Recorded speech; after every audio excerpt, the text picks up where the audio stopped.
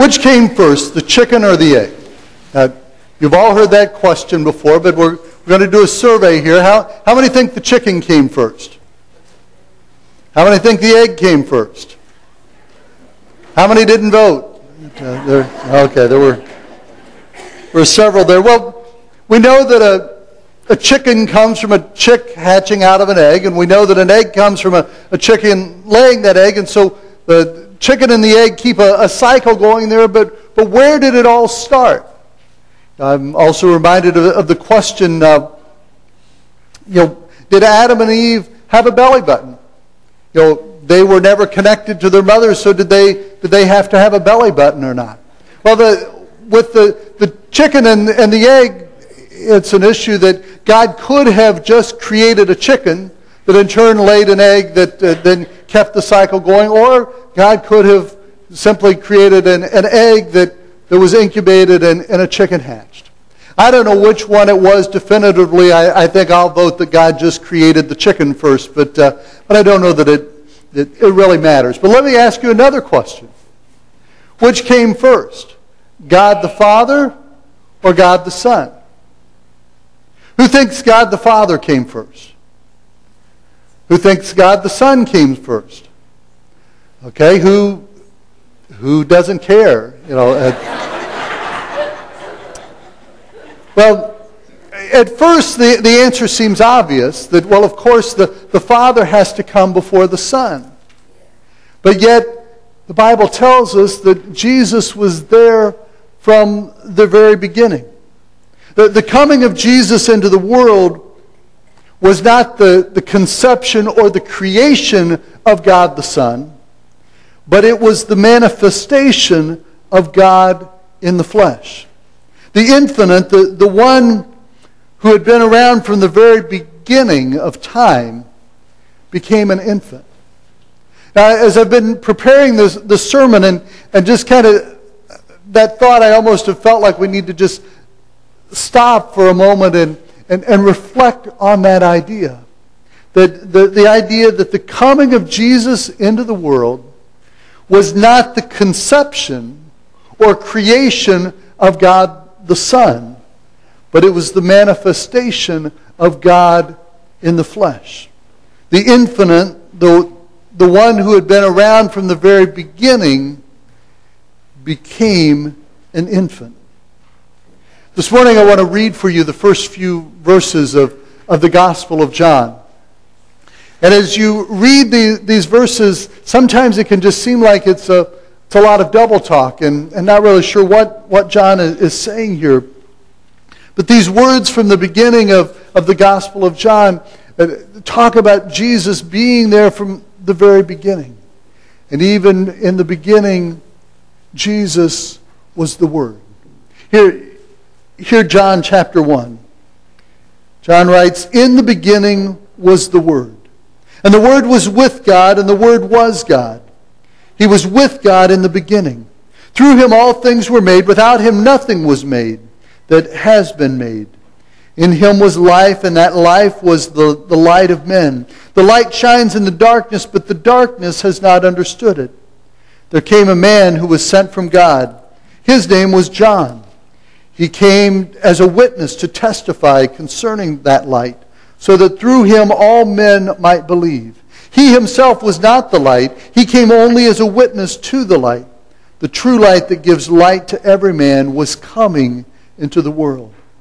He was in the world, and though the world was made through him, the world did not recognize him. He came to that which was his own, but his own did not receive him.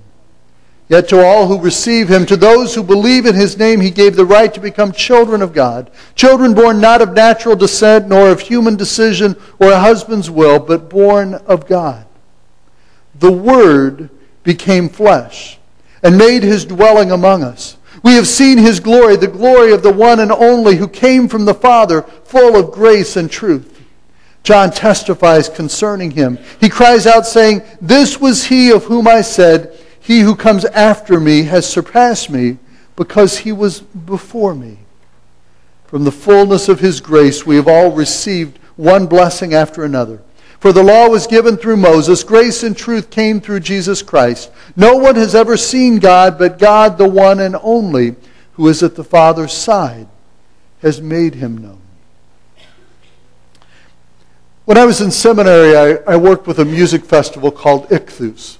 Now, I know several of you are familiar with Ichthus, and in years gone by, there have been several groups from this church that have gone down to participate in Ichthus. Back in 1986 and 1987, when I was on the planning committee for Ichthus, I was the treasurer of that group for those 2 years. Back in the 80s, when I was a part of it, it was a festival that happened on a Friday and Saturday night. It happened on a 40-acre campground when about 12,000 youth and youth leaders would come in for the 2-day event. We'd listen to 20 bands that would play on one stage, and that's kind of what happened then. Now, Ichthus is having their 40th anniversary this year. They're meeting on a campground that is 111 acres. They've got over 100 bands that are playing on 7 stages, and there are going to be tens of thousands of people that are going to be participating, and instead of being the end of April, it's going to be held in June. You know, early on, back in the days when I was involved with Ichthus, it was an all-volunteer organization. It was run by college and seminary students that would put it on year after year. And as I look back at my experience with Ichthus, Ichthus prepared me more for being in ministry in the church than any seminary class I ever had. Now, I'm not being derogatory about my seminary experience. I'm not being derogatory about seminary classes. What the seminary classes did was gave me knowledge and shaped a lot of spiritual formation. But Ichthus helped me to understand how a ministry worked and how to work with people in the process. As I look back at Ichthus, it was a great experience for me.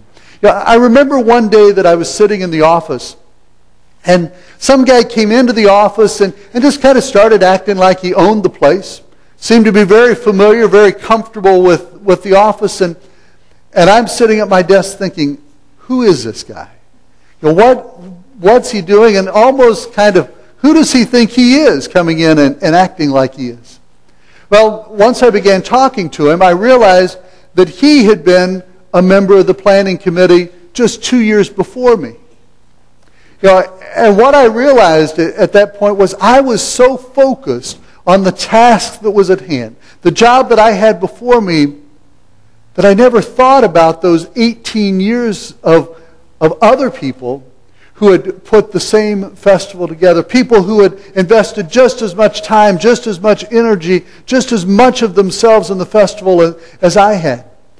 I had become so focused on what was ahead of me, what my task was, that I forgot where Ichthus started.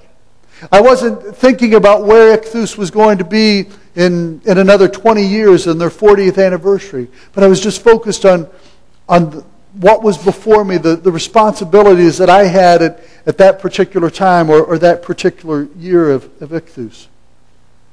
Well, it's possible for us at Christmas time to become so focused upon the coming of Jesus into the world that we fail to recognize that Jesus has been a part of the world ever since the time of creation.